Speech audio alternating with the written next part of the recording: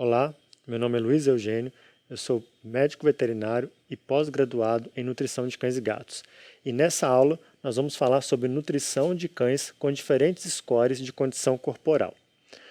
Bom, pessoal, a gente começa falando então sobre a obesidade. O que é a obesidade? Qual é a definição de obesidade? Então, a obesidade ela é o acúmulo excessivo de gorduras em determinadas áreas do corpo, né?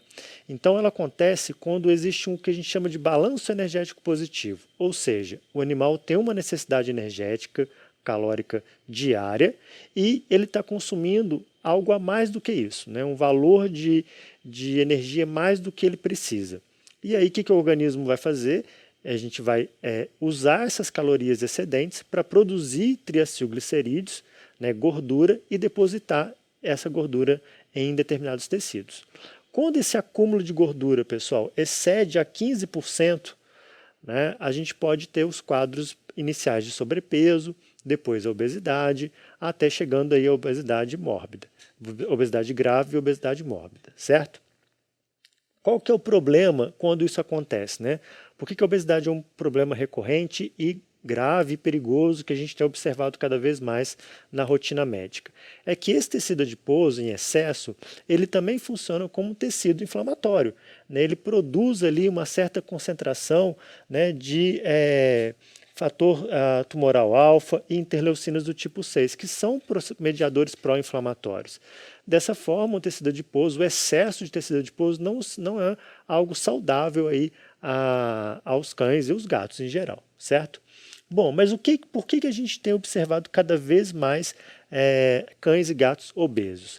Primeiro fator, pessoal, raça. A gente sabe que algumas raças têm uma certa predisposição a esse acúmulo, né, esse aproveitamento da energia excedente e a transformação dela em tecido adiposo, frente a outras raças que não têm tanto essa predisposição de fazer essa conversão, ok? Sexo. A gente tem observado também cada vez mais a obesidade, principalmente nas fêmeas. Isso está ligado também ao fato de que as fêmeas são mais castradas do que os machos. E a gente sabe que a castração, como a gente está explicando aqui embaixo, ela aumenta muito o risco de obesidade, né? Por quê?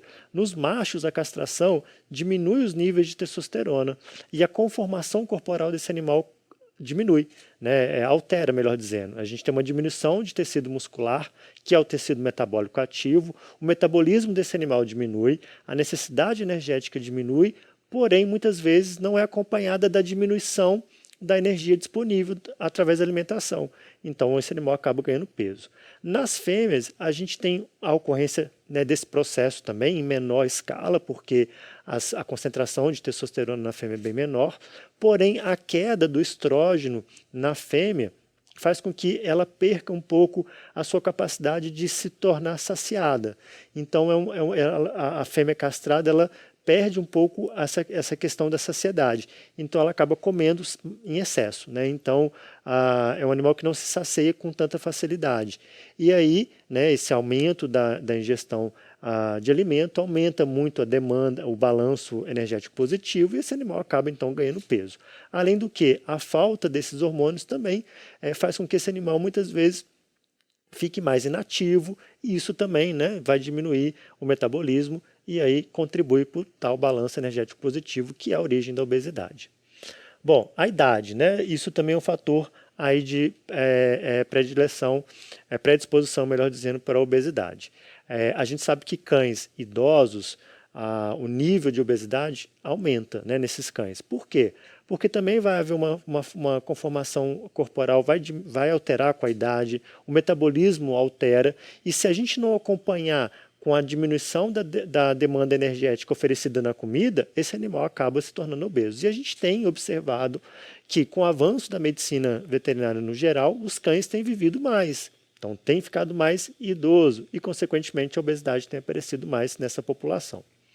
O sedentarismo, né, isso aqui tem a ver com o fator hoje, né, das pessoas da vida corrida, dos seus tutores, a ausência de tempo para fazer as atividades físicas necessárias que esses animais precisam. Então o cão, às vezes, muitas vezes, ele se torna sedentário por uma condição do tutor, né? Por uma condição de estar vivendo num ambiente confinado, num ambiente com pouco espaço, e além disso, o tutor não tem ali uma disposição de tempo para, né, passear com esse animal e fazer as atividades necessárias. Isso também predispõe o animal à obesidade. E outro fator também que contribui é a alta palatabilidade dos alimentos e a alta densidade energética. Então, hoje a gente observa uma tendência dos fabricantes de alimentos comerciais a deixar esses alimentos, né, principalmente os alimentos aí, prêmio, super prêmio, com uma densidade energética muito alta. E aí, né, o animal, ao comer aquele alimento, com uma palatabilidade também alta, ele vai acabar consumindo muito mais caloria do que ele precisa, contribuindo então para o balanço energético positivo, o que vai levar à obesidade, certo? Bom, como eu já falei para vocês, a obesidade, pessoal, ela é um problema muito frequente aí nas clínicas veterinárias.